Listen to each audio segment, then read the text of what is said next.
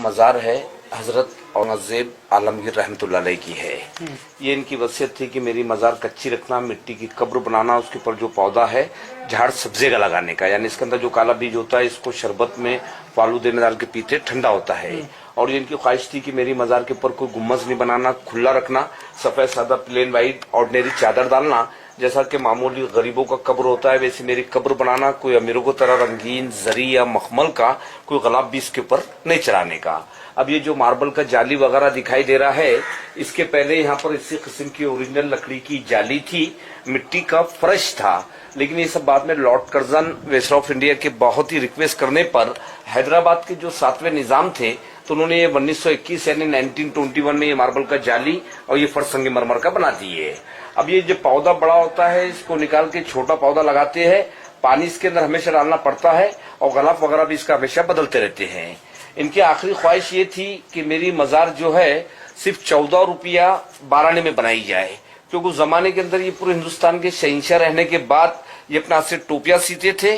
कुरान शरीफ की नकल करते थे ये। तो उस जमाने में कुरान शरीफ की लिखाई का इनके पास 350 रुपया बैलेंस था, लेकिन इन्होंने कहा था कि वो 350 रुपये भी मेरी मज़ार में नहीं लगाना, क्योंकि हो सकता है कि भाई मैं भी एक इंसान हूँ, मुझसे कुरान शरीफ लिखने में अगर कुछ भी ज़ेर या ज़बर में गलती हुआ होगा तो उसका जवाब अल्लाह तबारक ताला के पास देना पड़ेगा। इसलिए सब पैसा उन्होंने गरीबों में और फकीरों में तकसीम कर दिए थे। और जो टोपी सिलाई का 14 रुपया 12 आना इनके पास बैलेंस था, तो उन्होंने अपने बड़े फर्जंद को बुला के ये वसीयत किए थे कि चाहे मेरी मज़ार कैसी भी बने उसी पैसे में मेरी मज़ार बनाना, कोई हुकूमत का पैसे इसके अंदर नहीं लगाने का। औरंगज़ेब रहमतुल्लाह अलैह का जन्म जो हुआ था तो ये 1616 में पैदा हुए थे गुजरात यानी दाहोद में, और इनका इंतकाल 1707 में अहमदनगर के अंदर हुआ। तो ये हिसाब से इनकी टोटल उम्र 91 बरस की हुई। 50 साल इन्होंने पूरे हिंदुस्तान पे हुकूमत की है। लेकिन इनको अहमदनगर से यहाँ पर लाने की खास वजह ये थी कि बाजू में जो बुजुर्ग है उनका नाम है हजरत ख्वाजा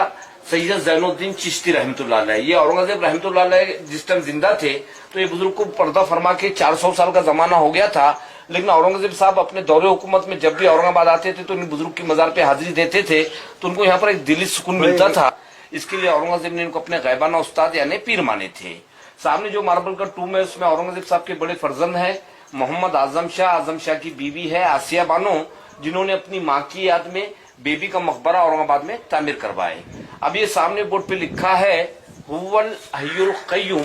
अरबी लफ्ज है, इसका मीनिंग ये होता है कि रहने वाली जात सिर्फ अल्लाह पाक की है, उसके सिवाय कोई भी जिंदा नहीं रहेगा, सबको एक दिन फना होना है। उसके नीचे औरंगज़ेब रहमतुल्लाह अलैह का असली नाम है अबुल मुज़फ़्फ़र मोहियुद्दीन मोहम्मद, लेकिन जब ये तख्त पे बैठे तो उनको खिताबत दिए गए थे औरंगज़ेब बहादुर आलमगीर बादशाह।